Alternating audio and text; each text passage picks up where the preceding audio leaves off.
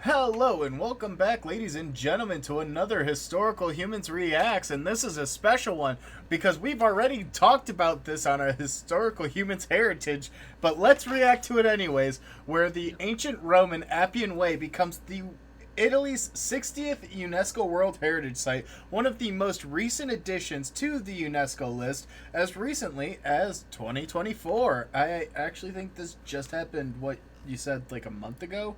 Yeah, this happened. This would have happened within, I believe, the last month or so.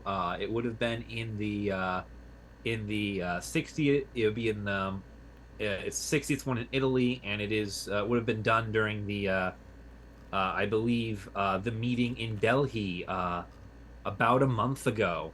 Yeah, the World Heritage Committee in Delhi this year. Um, Where's Delhi? Is that? that'd be in India, I Oh, believe. Delhi. Delhi, yeah. Delhi. Yeah, sorry.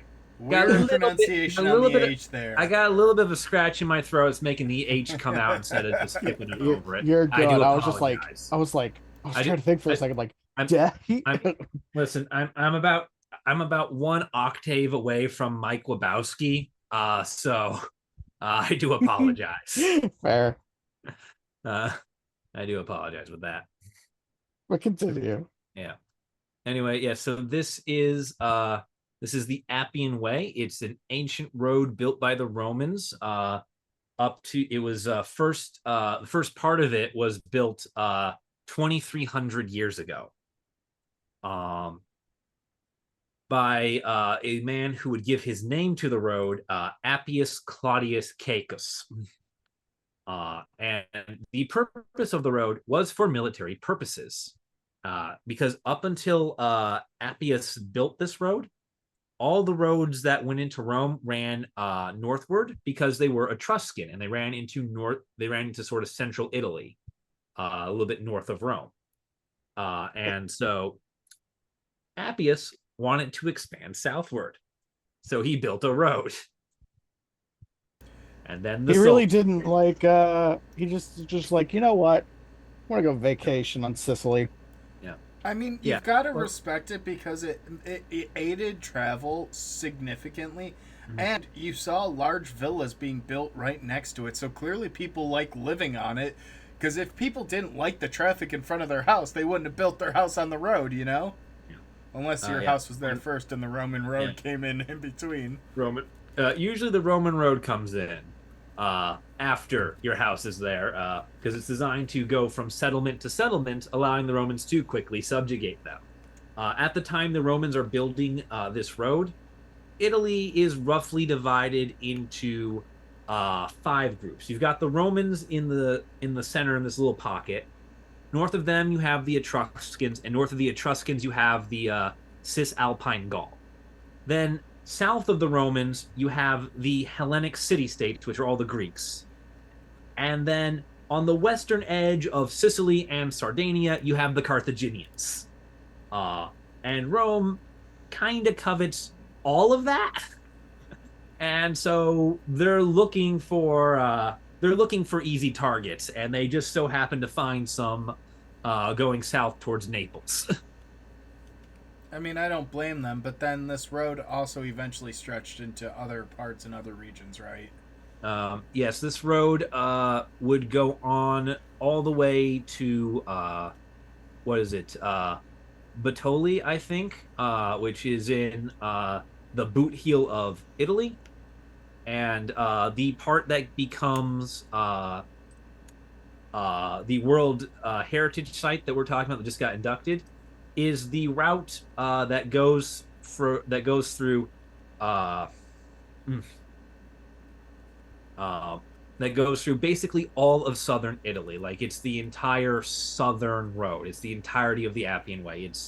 Like through It's Capua all the way to the tip of was it Region? Region? Yeah, that sounds about right. I Yes. butchered that pronunciation. Yeah, we are doing geography in our heads. We apologize if things are slightly uncertain here. Two Um, thousand year old geography, mind you. yeah, yeah.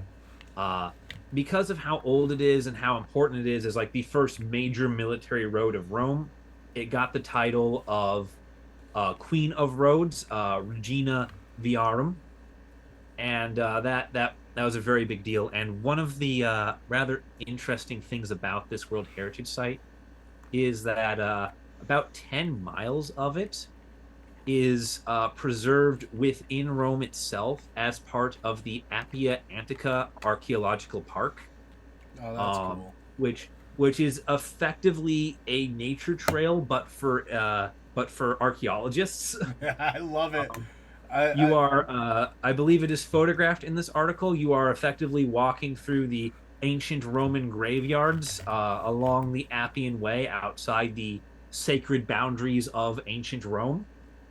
Because no one could be buried within the boundaries of a city, you had to bury them outside. So people would literally, cart the dead outside the borders of Rome along the big road leading south and inter them at the nearest stop off they could get to, leading That's to these really massive cool, though. cemeteries. That it's all both preserved, and that even today it still works as a park. Like the cool thing to me is seeing sites like this be renovated for modern and current use.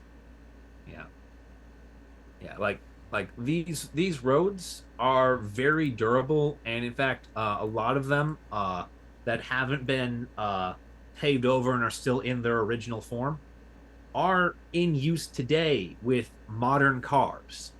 Now, granted, we're in Italy, so the definition of a modern car is a Fiat and a Volkswagen Bug, but still, like the fact that cars can drive on a road that was built 2,000 years ago is impressive. It's also cool to see that a lot of it is turned into walking trails too, or biking trails. That people are Yeah. using it in a more modern context versus driving. I mean, it's cool that it still works and you can drive on it. I just worry about the long term impacts and ramifications. I mean, that's the whole reason we went away from cobbled roads, is because cars did so much more damage to them than horses did. Yeah. Yeah, and that's a big part too with like why a lot of these are turning into and have turned into more pedestrian walkways is because the asphalt highways can be bigger, take higher volumes, and we have to worry about them less getting damaged. Well, and it's also kind of funny because you do highlight a point that is something that's very true, and that a lot of times when they cut into roadways in Rome and in a lot of parts of Italy, you basically will cut into the Roman road. Yeah. They effectively, all the modern roads are just on top of historic Roman roads if they're not new roads. Yeah, because all the roads that the Romans are building were designed to connect the urban centers, and the urban centers haven't changed too much. So all the roads are kind of still there. And one of the interesting things, specifically with the Via Appia here, is that all the burial grounds you see along the sides of the roads, um, that's not the only place people are buried. See, uh, because during the first few centuries of Christianity, it was simultaneously outlawed and also very popular in Rome itself. So the Christians, in order to bury their dead secretly and not have to deal with the religious strife of the time, built catacombs directly under the Via Appia. So if you were to dig down through the Via Appia in, say, the archaeological park here, you dig into ancient Christian catacombs. Oh yeah, they really they The were also yeah. You also really like to be buried near martyrs. Yeah, so like the graveyard doesn't just extend on both sides of the road. The graveyard is the road, which is But a really it also interesting thing that you don't do that often. But it also guaranteed people visit you because that was a huge thing for the Romans. The Romans and the Etruscans very Oh, much. Uh, the dead are lonely and they want someone to talk to. yeah, they're very much. Basically, you're not dead until everyone's forgotten.